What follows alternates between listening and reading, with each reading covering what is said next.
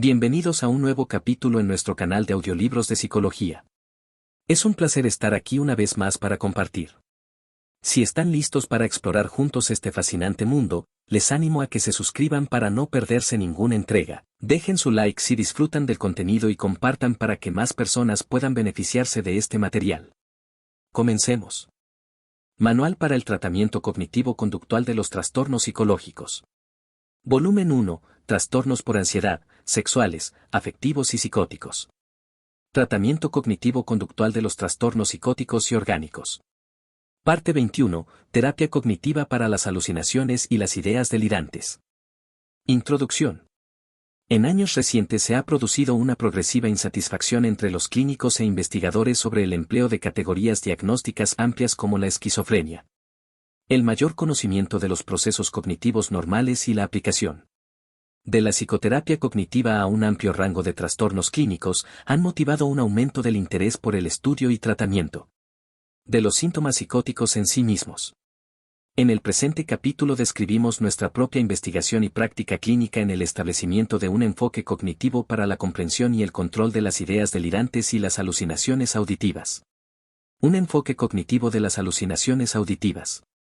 Aunque las alucinaciones pueden ocurrir bajo distintas modalidades, incluyendo las visuales, táctiles y olfativas, en una revisión de 15 estudios con personas que padecían una psicosis funcional, Slade y Bental observaron que, en promedio, las alucinaciones auditivas se encontraron presentes en el 60% de los pacientes. Esto se puede comparar con solo el 29% que experimentaba alucinaciones visuales que, en general, se considera que están más asociadas a los síndromes cerebrales orgánicos. Por estas razones y por la falta de espacio, esta revisión se centrará en el trabajo con personas que padecen alucinaciones auditivas, voces. Las alucinaciones auditivas se han asociado tradicionalmente con el diagnóstico de esquizofrenia. En el estudio piloto sobre la esquizofrenia de la Organización Mundial de la Salud, el 73% de las personas que sufría un episodio agudo de esquizofrenia informó sobre alucinaciones auditivas. Este tipo de alucinaciones pueden sufrirlas también individuos que han padecido abusos sexuales, que han perdido un ser querido, y sujetos diagnosticados con un trastorno maníaco depresivo o una psicosis afectiva. En realidad, teniendo en cuenta que es una característica de muchos trastornos diferentes, se ha dudado de la importancia diagnóstica de las alucinaciones auditivas. Además, parece que las alucinaciones auditivas no están limitadas a grupos clínicos. Pueden también manifestarlas individuos que, aunque muestran señales de un trastorno clínico específico, presentan síntomas insuficientes para poder hacer un diagnóstico firme. De nuevo, parece que bajo condiciones de laboratorio muchas personas normales revelan una propensión a contar que oyen sonidos que no existen, lo que incita a los investigadores a especular que la inclinación a tener alucinaciones pudiera ser una predisposición repartida por toda la población. Las opiniones actuales en psicología parecen aceptar la posibilidad de que las alucinaciones se encuentran en un continuo con la normalidad. Las alucinaciones auditivas pueden ser un ruido, música, palabras sueltas, una frase breve o toda una conversación. El presente capítulo se centra únicamente en las voces, es decir, en las alucinaciones que se experimentan como si alguien estuviera hablando. La experiencia de oír voces es tan potente que provoca una reacción. Sin embargo, la experiencia es también muy personal. Aunque se sabe que una primera reacción común a las voces es la perplejidad, los individuos desarrollan diferentes formas de interacción con sus voces. Por ejemplo, algunas personas las experimentan como extremadamente amenazantes y de temor y que juran y les gritan. Por el contrario, otros sujetos podrían oír voces que les tranquilizan y les divierten y realmente buscan el contacto con ellas. En el caso de las voces imperativas, muchos individuos se resisten desesperadamente a las órdenes y las cumplen solamente en los momentos de gran presión, mientras que otros las acatan voluntaria o totalmente. Esta variedad en la forma en que se relacionan las personas con sus voces ilustra la cuestión de que las voces no constituyen necesariamente un problema para el individuo que las tiene. En realidad es bastante frecuente que los individuos crean que sus voces son una solución a un problema. Esto a su vez dirige la atención hacia el tema de que la perturbación grave asociada con las voces, al igual que sucede con tantos otros síntomas, tiende a plasmarse en la forma en que un individuo se siente y se comporta. La gente que oye voces generalmente son remitidos a nuestro servicio porque están desesperados, deprimidos, iracundos, indefensos, aislados, tienen tendencias suicidas, se hacen daño a sí mismos, son violentos, etc. Esta cuestión se encuentra implícita en los enfoques tradicionales de tratamiento, que normalmente han tratado de disminuir el malestar y modificar la conducta, por ejemplo, métodos de reducción de la ansiedad, procedimientos de castigo, así como eliminar la experiencia alucinatoria, medicación, tapones en los oídos, auriculares. Esos tratamientos se basaban en la premisa de que el afecto y la conducta de afrontamiento de un individuo determinado surgen necesariamente de la naturaleza de su alucinación. Sin embargo, esta explicación puede ser demasiado simple. La investigación ha mostrado cómo las voces con contenidos similares pueden provocar conductas distintas de afrontamiento. Igualmente, un estudio original de Romme y Escher ha revelado que las voces no suelen provocar una reacción lo suficientemente fuerte para hacer que el individuo busque la ayuda de los servicios médicos, incluso cuando el contenido llega a ser muy grave. Parecería que la naturaleza y la fuerza de la respuesta de un individuo a las voces están mediadas por procesos psicológicos.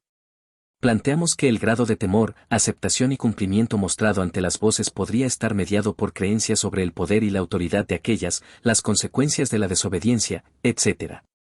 Por ejemplo, un individuo que cree que la voz proviene de un espíritu poderoso y vengativo puede estar aterrorizado por la misma y acatar sus órdenes de hacer daño a los demás. Sin embargo, si se creyese que dicha voz es generada por uno mismo, sería poco probable que se produjera terror y obediencia. En otras palabras, las voces pueden considerarse desde una perspectiva cognitiva.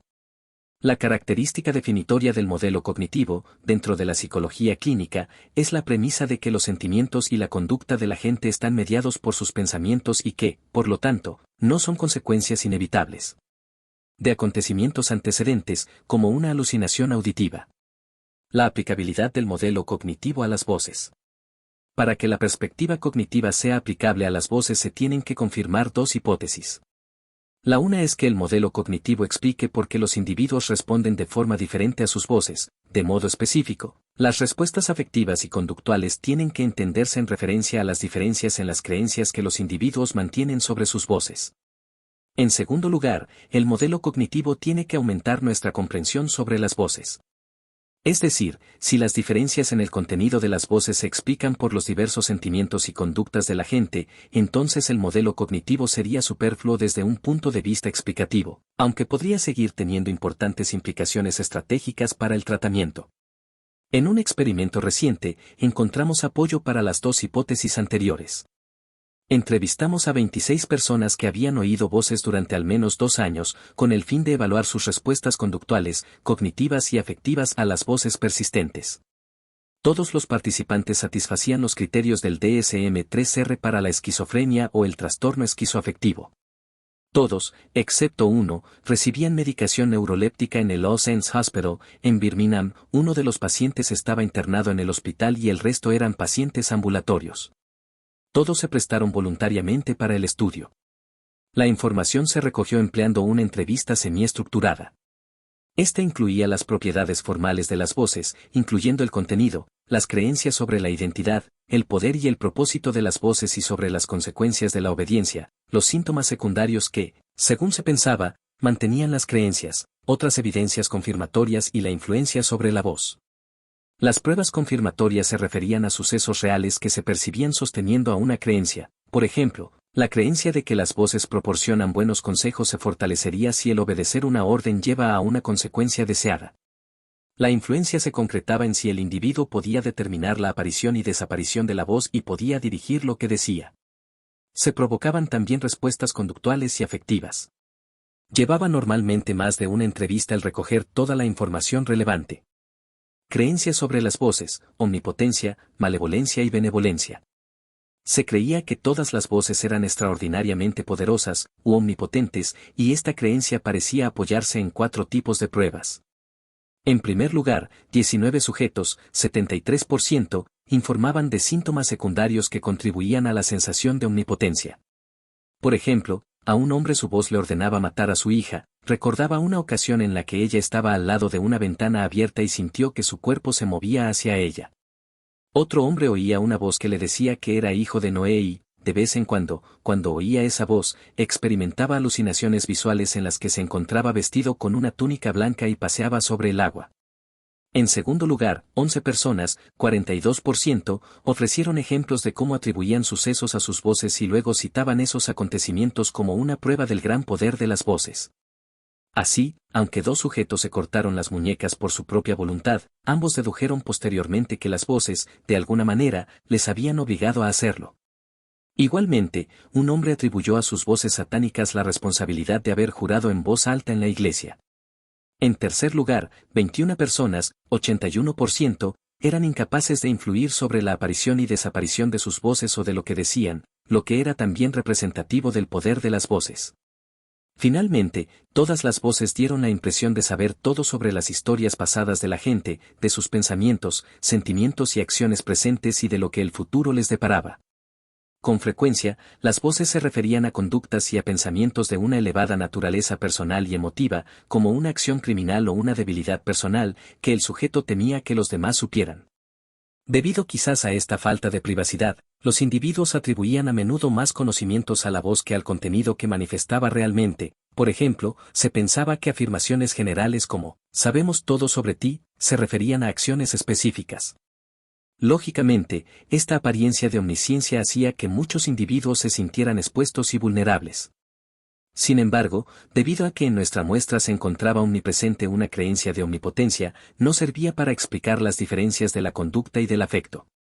Con base en sus creencias sobre la identidad y el propósito de las voces, la gente consideraba a estas como malevolentes o benevolentes. 13 personas creían que su voz, o sus voces, era, malevolente, S. Las creencias sobre la malevolencia podía tener dos formas, o la voz era un castigo por una mala acción o bien era una persecución no merecida. Por ejemplo, un hombre creía que el diablo le estaba castigando por haber cometido un homicidio y otro hombre pensaba que un antiguo jefe suyo le estaba persiguiendo sin una buena razón. 6 personas creían que sus voces eran benevolentes. Por ejemplo, una mujer creía que oía la voz de un profeta que la estaba ayudando a ser una mejor madre y esposa y un hombre pensaba que las voces provenían de Dios y trataban de ayudarle a desarrollar un poder especial. 4 personas creían que oían una mezcla de voces benevolentes y malevolentes. Paradigmático de este grupo era el caso de un hombre que era atormentado por un grupo de malvados viajeros del espacio, por una parte, y estaba protegido y cuidado por un ángel guardián, por la otra. 3 personas no tenían certeza sobre sus voces debido a la inconsistencia o incongruencia de lo que decían. La incertidumbre se caracterizaba por una importante duda sobre la identidad, el significado o el poder de las voces, donde esta duda era resultado de la deducción de la persona. Por ejemplo, un hombre estaba seguro de que sus voces le querían ayudar, pero observaba que ellas hacían que las cosas fueran a peor, querían que se matase y pasase a otra vida mejor, pero su religión le decía que el suicidio era pecado y que aquellos que se suicidan van al infierno. La conexión entre las creencias, la conducta de afrontamiento y el afecto. Las respuestas conductuales y emocionales a las voces se organizaban en 3 categorías. El compromiso incluía conducta de cooperación, por ejemplo, escucha y obediencia voluntarias, búsqueda de contacto con las voces, intento de que se presenten, y afecto positivo, por ejemplo, alegría, seguridad, diversión. La resistencia incluía conducta combativa y de resistencia, por ejemplo, discusión, jurar y gritar en contra de forma manifiesta y encubierta, desobediencia u obediencia reacia cuando la presión es extrema, evitación de los estímulos que desencadenan las voces y distracción, y afecto negativo, por ejemplo, temor, ansiedad, ira, depresión. La indiferencia se definía como la falta de implicación con la voz. En un estudio anterior, encontramos que las voces que se consideraban como malevolentes se resistían, mientras que se aceptaban las voces benevolentes.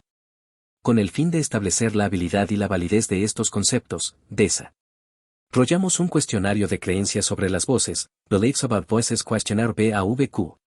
De 30 ítems para medir la malevolencia, 6 ítems, la benevolencia, 6 ítems, la resistencia, 9 ítems, el compromiso, 8 ítems, y el poder, 1 ítem.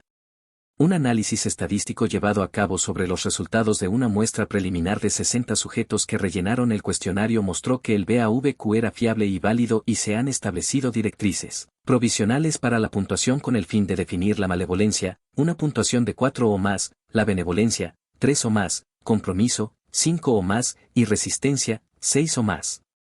Los datos de este estudio apoyan firmemente las conexiones que hemos propuesto entre la malevolencia y la resistencia, por una parte, y la benevolencia y el compromiso, por otra. La conexión entre malevolencia, benevolencia y el contenido de las voces. Habiendo encontrado que las diferencias en el malestar y en la conducta de afrontamiento se hacían comprensibles por referencia a las creencias sobre la malevolencia y la benevolencia, tenía que demostrarse que el contenido de las voces no podía explicar estas diferencias con la misma claridad. En otras palabras, la distinción entre malevolencia y benevolencia necesitaba decir algo sobre el mantenimiento de las voces que no podía decirse inspeccionando solamente el contenido de las mismas. Queda claro que hay una conexión entre el contenido de las voces y la conducta y los sentimientos correspondientes de la persona y, por consiguiente, que en muchos casos la resistencia y el compromiso podrían haberse predicho sobre la base del contenido. Sin embargo, el tipo de creencia no siempre era comprensible a la luz únicamente del contenido de la voz, es decir, en 8 casos, 31%, las creencias parecían no concordar con lo que decía la voz. Se pensaba que 2 voces con contenido benevolente eran malevolentes. Por ejemplo, una de estas voces surgía simplemente al individuo que tuviera cuidado, que vigilara por donde iba, y que cuidara cómo iba. Lo contrario también era cierto, 2 voces ordenaban a sus oyentes que se suicidaran, pero ambos creían que dichas voces eran benevolentes. 3 voces ordenaban a sus oyentes que asesinaran, en 2 casos a familiares cercanos, y aún así creían que eran benevolentes. Algo aún más sorprendente es que en el caso de la voz de una mujer aquella se identificaba a sí misma como proveniente de Dios, pero la mujer no lo consideraba así y creía que era una fuerza maligna. En resumen, hemos encontrado que el significado que los individuos asignan a sus voces hace comprensible su afecto y la conducta de afrontamiento. Cuando las creencias no se tienen en cuenta, muchas respuestas parecen incomprensibles o incongruentes. Terapia cognitiva para las voces. El enfoque cognitivo dentro de la psicología clínica supone, en primer lugar, que la conducta y los sentimientos extremos, por ejemplo, depresión y suicidio, son consecuencias de creencias determinadas, por ejemplo, no valgo nada, en vez de acontecimientos, por ejemplo, divorcio, y, en segundo lugar, que si esas creencias se debilitan por medio de la terapia cognitiva, entonces disminuirán el malestar y el estrés asociados. Aunque aplicada normalmente a trastornos no psicóticos, las investigaciones más recientes indican que la terapia cognitiva tiene un papel que jugar en el control de la esquizofrenia y de las ideas delirantes. Los tratamientos tradicionales para las voces han intentado disminuir la experiencia alucinatoria, por ejemplo, medicación, tapones para los oídos, o sus consecuencias, por ejemplo, métodos para la reducción de la ansiedad, procedimientos de castigo.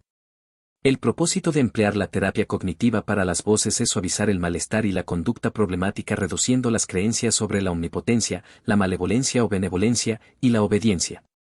La importancia potencial de este nuevo enfoque es considerable, ya que incluso el tratamiento más eficaz para las voces, la medicación neuroléptica, no modifica en absoluto muchas de las mismas.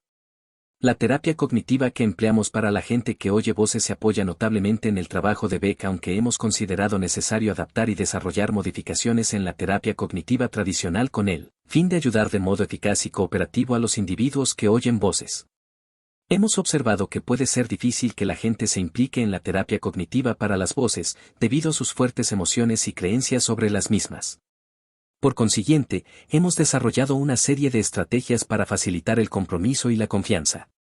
Una de esas estrategias consiste en emplear nuestro conocimiento sobre las conexiones entre la malevolencia, la benevolencia, la resistencia y el compromiso con el fin de anticipar cómo es probable que se sienta, piense y se comporte un individuo con respecto a la voz. Este conocimiento parece producir en los individuos una sensación de alivio. Siempre informamos a los pacientes que pueden abandonar la terapia en cualquier punto sin que sufran ninguna penalización y esto puede reducir también la ansiedad y facilitar el compromiso. Los sujetos pueden conocer a otras personas con alucinaciones y observar en un video individuos que han terminado la terapia con éxito y que hablan de su experiencia. El descubrimiento de que otras personas tienen problemas similares, la universalidad constituye un importante proceso terapéutico. En un principio se definen las creencias centrales junto con las pruebas empleadas para mantenerlas y discutimos de qué manera cualquier malestar y perturbación atribuidos a las voces es realmente una consecuencia de las creencias que sostiene el individuo. Insistimos en que los sujetos son libres de seguir manteniendo sus creencias y que pueden abandonar la terapia en el momento que lo deseen. La atmósfera es de empirismo colaborador, considerándose a las creencias como posibilidades que pueden ser o no razonables. El cuestionamiento de la veracidad de unas creencias implica el empleo de técnicas cognitivas estándar. En un primer momento, se cuestionan las pruebas de cada creencia. Este proceso empieza con las evidencias que el individuo considera menos importantes y continúa hasta las más importantes. Luego, el terapeuta cuestiona la creencia directamente. Esto implica señalar, primero, ejemplos de inconsistencia e irracionalidad y, segundo, ofrecer una explicación alternativa de los acontecimientos. La alternativa es siempre que las creencias constituyen una reacción comprensible ante, y un intento de entender el sentido de, las voces. En nuestra experiencia, esto hace que la persona intente comprender el significado de las alucinaciones. Planteamos el concepto de que las voces son generadas por uno mismo e intentamos explorar la posible conexión o significado personal entre el contenido de las voces y la historia del individuo. Empleamos dos enfoques para comprobar las creencias de forma empírica. Por una parte, tenemos un conjunto de procedimientos para poner a prueba la creencia generalizada de «no puedo controlar mis voces». En primer lugar, esto se reformula como «no puedo hacer que las voces aparezcan y desaparezcan». Luego el terapeuta plantea situaciones para aumentar y luego disminuir la probabilidad de oír voces. Una evaluación cognitiva inicial debería identificar las señales que sirven para provocar las voces y una técnica que tiene una elevada probabilidad de eliminar las voces de forma duradera es la verbalización concurrente.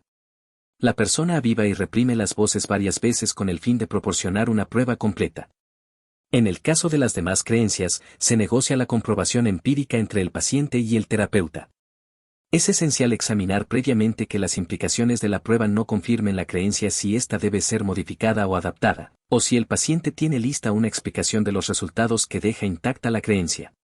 Planteamiento de un caso. RP era un técnico de laboratorio desempleado, de 43 años, con una larga historia psiquiátrica que se remontaba a 1979. Admitió haber oído voces durante los últimos 15 años y en el último periodo habían tenido lugar diariamente. Describió que las alucinaciones se presentaban en ráfagas de 45 a 60 minutos durante el día. Además de las voces, RP sufría de un estado de ánimo deprimido y de ideas delirantes secundarias. Le resultaba difícil salir de casa debido a sus ideas de referencia y a la ansiedad asociada. Había hecho 3 intentos serios de quitarse la vida. El contenido de las voces. RP oía 2 grupos de voces a los que se refería como bueno y malo. La voz maligna solía tratar temas sobre los que RP se sentía culpable, como la muerte de su abuelo, por ejemplo, deberías haber estado allí, y el escaso apoyo que presta a su abuela cuando va a comprar comida, por ejemplo, no le ayudas. La voz malvada era también de menosprecio y a menudo le insultaba, no vales para nada, eres un estúpido, interpretando a menudo RP que provenía de desconocidos de la calle. Por el contrario, las voces buenas le rescataban, diciéndole: no las escuches, y, estamos aquí para protegerte. Las creencias sobre las voces. Identidad. RP creía que la voz malvada era masculina, muy poderosa y responsable de toda la maldad del mundo. Por el contrario, pensaba que las voces buenas, una mezcla de voces masculinas y femeninas, habían sido enviadas por Dios para protegerle. En general, las voces malvadas se describían como las más dominantes de las dos. Significado. RP creía que la voz malvada había sido enviada, para frustrarle, para hundirle y arruinar su salud mental. Las voces buenas estaban allí para animarle, ayudarle y apoyarle. Pensaba que no tenía control sobre ninguna de las voces y era incapaz de influir en su aparición o desaparición. Las voces le habían dicho a veces, durante el periodo de línea base, que se matara, porque no acabas con todo, pero él no había obedecido. Sin embargo, creía que las voces malvadas le estaban influyendo notablemente y como consecuencia mantenía una serie de pensamientos de autoevaluación negativos: soy un inútil, soy malo, con una convicción más o menos absoluta. El afecto y la conducta. Las voces malvadas omnipotentes tenían un profundo impacto en RP, haciéndole sentirse amenazado, ansioso y deprimido cuando le hablaban. Las voces buenas no siempre eran capaces de contrarrestar esta influencia. Cuando se encontraba fuera de casa se comportaba de forma paranoide e hipervigilante y a veces sufría ataques de pánico. Por consiguiente, evitaba salir salvo que fuera absolutamente necesario, convirtiéndole en una persona socialmente aislada. La terapia cognitiva. El primer autor de este trabajo vio a RP en casa cada 2 o 3 semanas. Las sesiones duraban aproximadamente 1 hora de promedio. A lo largo de un periodo de 5 meses, se le vio en 8 ocasiones. El compromiso. Se planteó un programa de empirismo colaborador. El primer autor del trabajo fue presentado a RP por la asistente social encargada de su caso. Se llevó a cabo una evaluación y se negociaron los objetivos de la intervención. Se puso el énfasis en la reducción del malestar producido por la voz malvada, algo muy diferente a la eliminación o desaparición de las alucinaciones. El cuestionamiento. El acontecimiento activante, para RP era la presencia de la alucinación auditiva que denominaba la voz maligna. La voz era desencadenada normalmente por ruidos como puertas que se cierran dando un portazo, el estrés y barra diagonal o el hablar sobre la voz. Esta se encontraba normalmente presente durante las sesiones. La voz malvada hizo surgir finalmente la creencia, de que RP era un inútil y un fracasado, lo que a su vez le hacía sentirse ansioso y deprimido, Con el fin de cuestionar esta creencia y generar otras alternativas, Alternative Beliefs, se planteó a RP que esas creencias eran hipótesis y no verdades obvias. Se sugirió también que cuando alguien dijera algo no tenía por qué ser verdad, se proporcionó un ejemplo neutro. El terapeuta y RP discutieron posibles alternativas a la idea de que estas voces fueran reales. Se quitó importancia al modelo médico del trastorno en favor de una discusión sobre el significado personal de las voces. RP recordaba haber tenido siempre una sensación de fracaso porque creía que había defraudado a los demás, especialmente a su padre. Todos sus hermanos eran profesionales y tenían trabajos de un estatus elevado. RP aceptó esa idea y la admitió como una explicación viable de la voz malvada. La comprobación. Durante la entrevista de evaluación, RP había mencionado que había sido capaz en el pasado de controlar la actividad de la voz malvada por medio del empleo de un aparato de casete personal, un Walkman, pero que se había estropeado hacía tiempo. Se le proporcionó uno nuevo y en 2 semanas la creencia de que las voces malvadas eran muy poderosas y tenían el control total decayó desde un 100 a solo un 40%. Finalmente esta creencia fue rechazada totalmente y las voces perdieron su sensación de omnipotencia. Los resultados. La convicción, por parte de RP, sobre sus creencias depresogénicas de inutilidad y fracaso disminuyó notablemente. La consecuencia de esto fue un aumento en la autoestima y una reducción de la ansiedad y de los síntomas de depresión. Se sentía más capaz y estaba más dispuesto a aventurarse a salir, cuando las voces eran más perturbadoras, y en un momento dado fue capaz de irse de vacaciones con su madre. Como se mencionó anteriormente, estaba menos convencido del poder de la voz malvada y, por consiguiente, se sentía menos amenazado y asustado por ella. RP seguía creyendo que sus voces eran externas y que intentaban destruirle, convencido por la realidad de la voz, pero, a diferencia de antes, era más capaz de mantener un punto de vista neutral sobre las mismas. Es decir, ya no volvió a dar por sentado que eran reales. Solo se trataba de su teoría o hipótesis. Reconoció que podía haber otras explicaciones para las alucinaciones. De este modo, aunque la terapia cognitiva tuvo una influencia directa sobre la creencia de control, el impacto sobre sus creencias de identidad y significado no fue tan grande. Puede que un cambio pequeño en estas 2 clases de creencias fuera lo más normal y es posible que no sea necesariamente un requisito para la disminución de los niveles de estrés. Esto necesita, obviamente, más investigación, pero ilustra de forma adecuada la cuestión de que el objetivo de la terapia cognitiva no es intentar convencer al paciente de la irracionalidad de sus creencias sobre si la voz es o no real, sino cuestionar las creencias que mantienen su malestar. El significado personal de las voces. En nuestra experiencia, un componente básico de la terapia cognitiva para las voces es a menudo obtener el significado personal de las voces, es decir, establecer provisionalmente una conexión entre el contenido de la voz y las creencias, por una parte, y la historia del individuo por la otra. En realidad, en este capítulo hemos planteado que las voces son una experiencia poderosa, una experiencia que los individuos se sienten obligados a entender. Las creencias sobre las voces son el resultado de este empeño y conllevan la fuerza psicológica de reducir una sensación de perplejidad e incomodidad. Nuestra experiencia nos dice que aunque muchos individuos sean capaces de reconocer que todas o algunas de sus creencias sobre las voces estén equivocadas, sigue existiendo la cuestión de intentar comprender el hecho de que están sufriendo alucinaciones. Una posible respuesta que se presenta ante el terapeuta es etiquetar a la voz como una señal de enfermedad. Sin embargo, existen razones para no hacerlo. En primer lugar, conceptos como esquizofrenia no tienen una validez científica clara. En segundo lugar, y quizás lo más importante, el atribuir las voces a la enfermedad es una explicación tan impersonal que raramente satisface a la gente. Lo que los individuos parecen valorar es la conexión provisional del contenido de sus voces con sus propias historias. Por ejemplo, en el caso de RP, se sugirió que la voz podría dar pistas sobre los aspectos depresivos subyacentes. El planteamiento fue que las experiencias infantiles de RP establecieron una fuerte necesidad de conseguir el respeto de su padre y que, siendo ya adulto, había experimentado una sensación creciente de fracaso e inadecuación. Un modelo cognitivo para las ideas delirantes.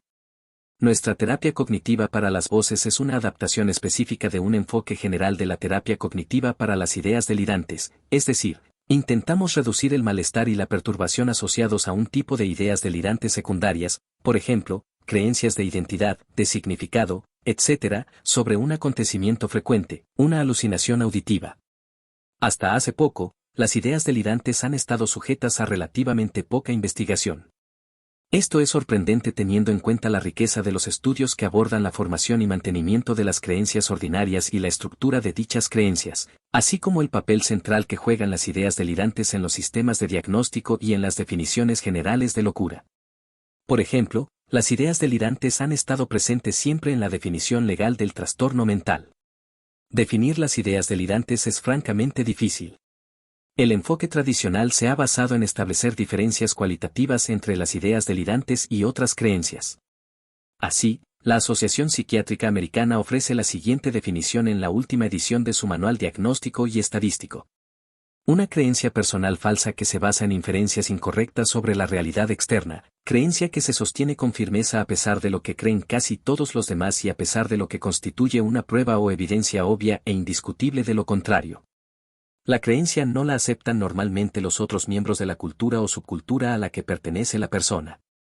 Pensando igual que otros autores, consideraremos estos criterios por partes. El definir una idea delirante como una creencia falsa se ha criticado en dos aspectos. En primer lugar, considerando el simple punto de vista de que la verdad y la falsedad son términos claros, las ideas delirantes no necesariamente serán falsas. Se podría decir que un individuo que cree, correctamente, que su pareja le es infiel tiene una idea delirante de celos si no tuviera buenas razones para hacer la acusación. En segundo lugar, el definir la verdad y la falsedad es tan problemático que un pensador ha concluido que es casi inútil para un único clínico intentar juzgar si una creencia es una idea delirante por medio de la determinación de su grado de verdad. El criterio de estar basada en la inferencia incorrecta se ha cuestionado también fuertemente. En realidad, una de las teorías más importantes sobre la formación de ilusiones plantea que las ideas delirantes son intentos razonables de explicar la experiencia anormal. La prueba más firme contra la proposición de Marr provino del descubrimiento de que la gente con ideas delirantes se guía por un razonamiento sesgado. Se ha encontrado que bajo ciertas condiciones experimentales, parece que la gente con ideas delirantes muestra sesgos en su estilo atribucional, en su juicio sobre la covariación y en su razonamiento probabilístico. Sin embargo, esto plantea una serie de consideraciones. En primer lugar, es difícil a veces interpretar esos hallazgos acerca de la racionalidad.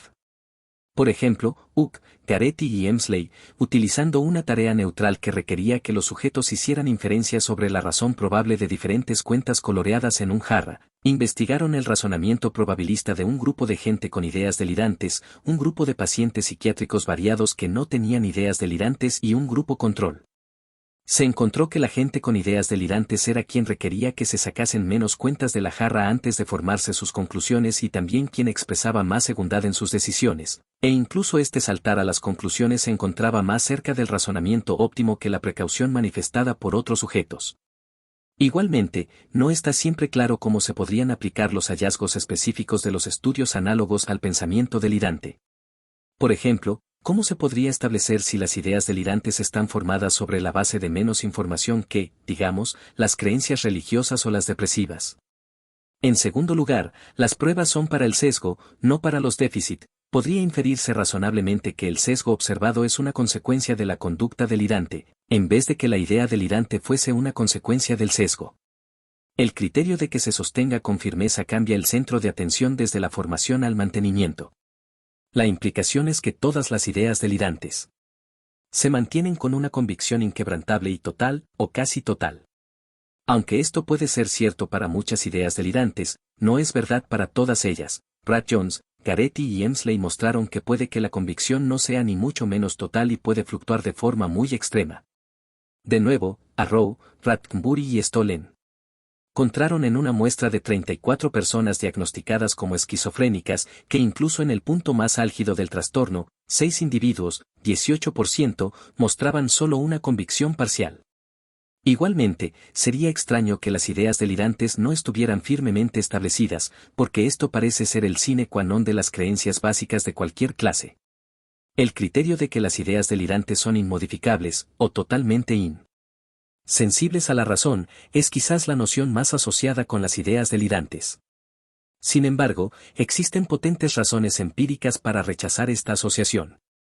Un número modesto de estudios, incluyendo los nuestros, comunican intentos de debilitar las ideas delirantes, con resultados generalmente favorables. Sería más razonable afirmar que las ideas delirantes son difíciles de modificar, a veces diabólicamente difíciles.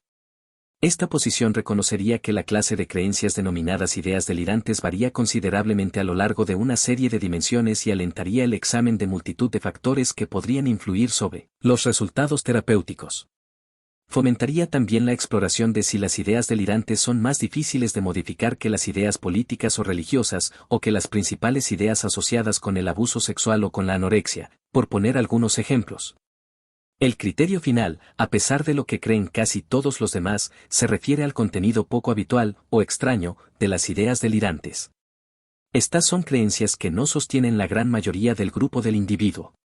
Sin embargo, puede cuestionarse por razones empíricas el empleo de esto como un punto de la definición, ya que la investigación ha demostrado lo difícil que es evaluar la rareza de las ideas delirantes y por razones conceptuales, debido a las arenas movedizas de lo que cree la gente en distintas culturas, grupos y periodos de la historia.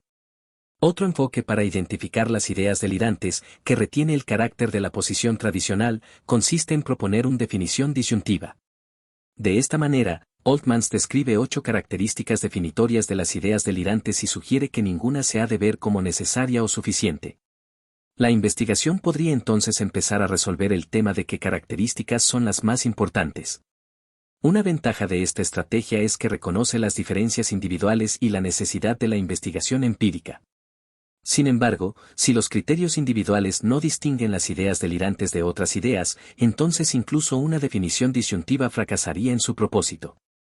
Se han cuestionado también los criterios tradicionales por un llamamiento radical y atractivo para definir a las ideas delirantes y a las alucinaciones como puntos de un continuo hacia la normalidad, posición en este continuo que está influida por dimensiones del pensamiento y de la conducta, como el grado de convicción de la creencia y el nivel de preocupación sobre la misma.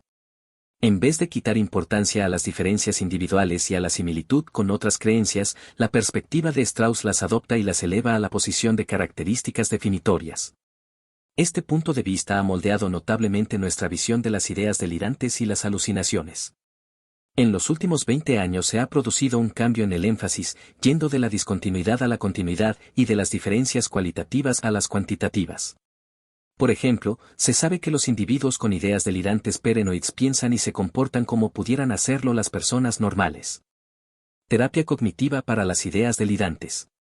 Brad Jones et al., en 9 estudios de caso único, intentaron medir variables que describiesen la relación entre el que cree y la creencia.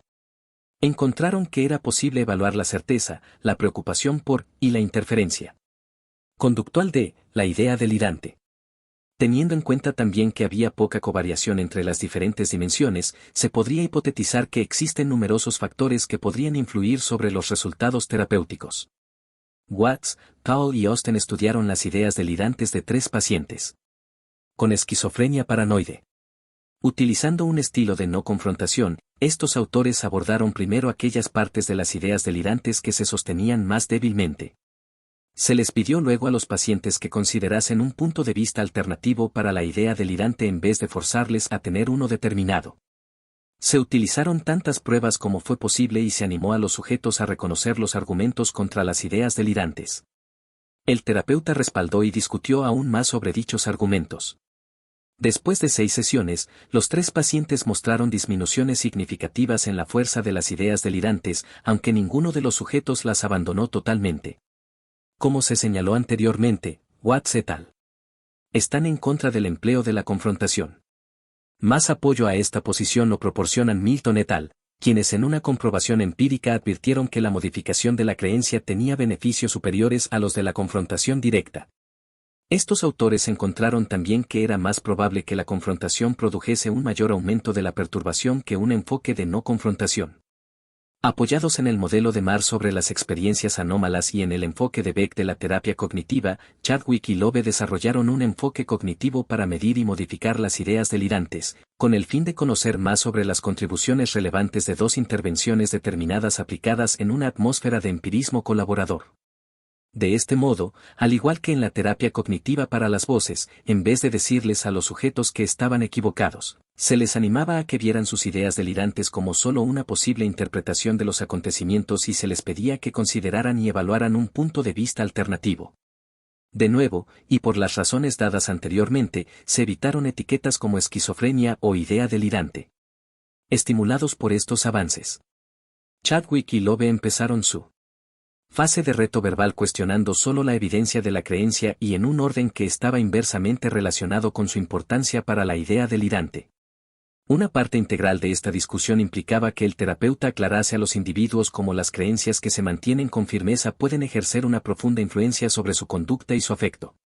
El terapeuta seguía luego cuestionando la creencia misma en tres etapas. En primer lugar, se señalaba y se discutía cualquier inconsistencia e irracionalidad. En segundo lugar, se ofrecía una explicación alternativa, es decir, que la idea delirante se formó en respuesta a, y como una forma de tratar de explicar, determinadas experiencias. Esto incluía a menudo la implicación de un síntoma principal, pero en algunos pacientes se postuló que la idea delirante era, en parte, una respuesta a acontecimientos importantes de la vida.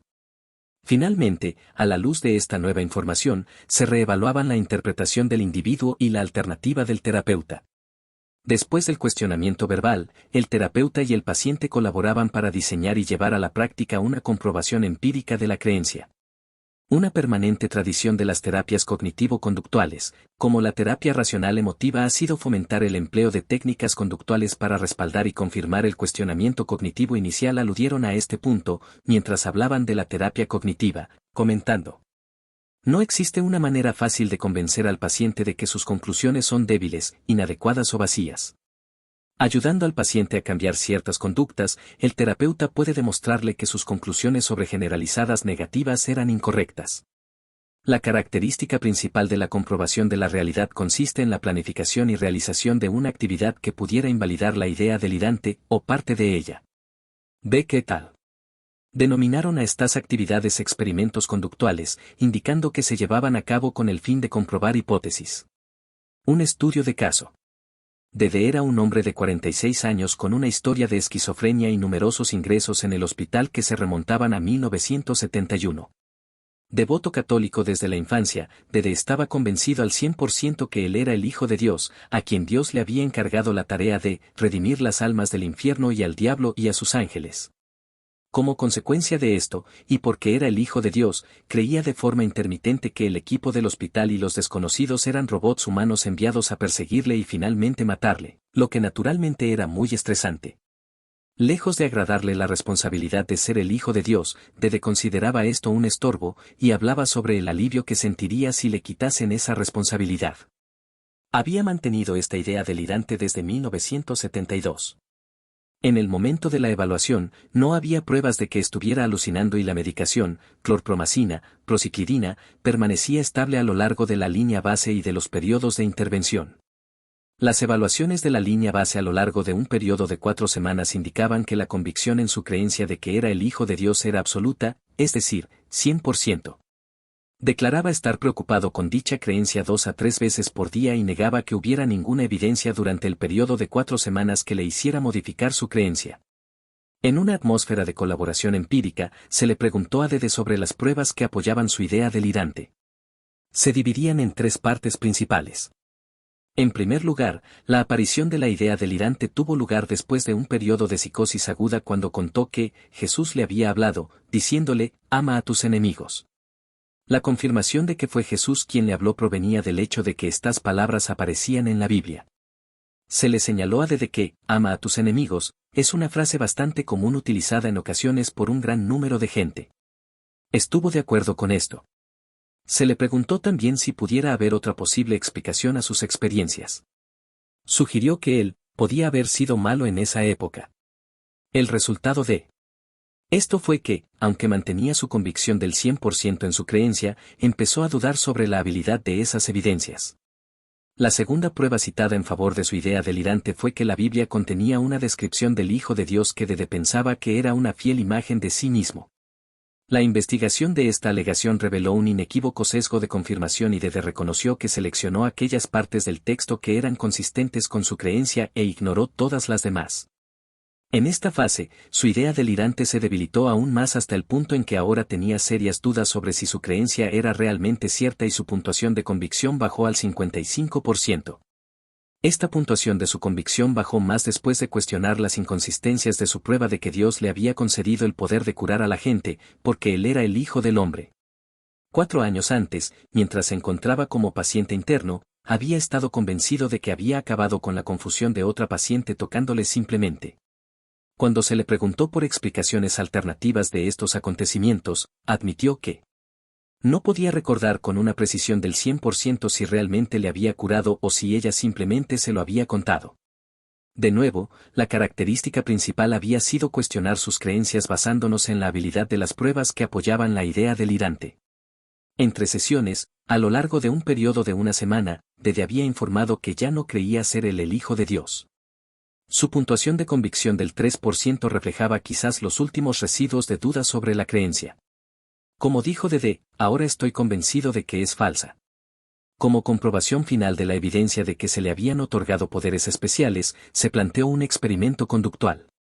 Debido a que se pensó que sería poco ético intentar curar a otra persona, Dede estuvo de acuerdo en comprobar la creencia sobre sí mismo, en dar a Jesús la oportunidad de mejorar su vista. Dede sufría de una enfermedad congénita de los ojos que hacía que fuese muy corto de vista y tenía que llevar gafas con un diseño especial. Se acordó que Dede hiciese que un óptico comprobase su vista, lo que solía hacer regularmente, con el fin de proporcionar una línea base con la que medir cualquier mejoría.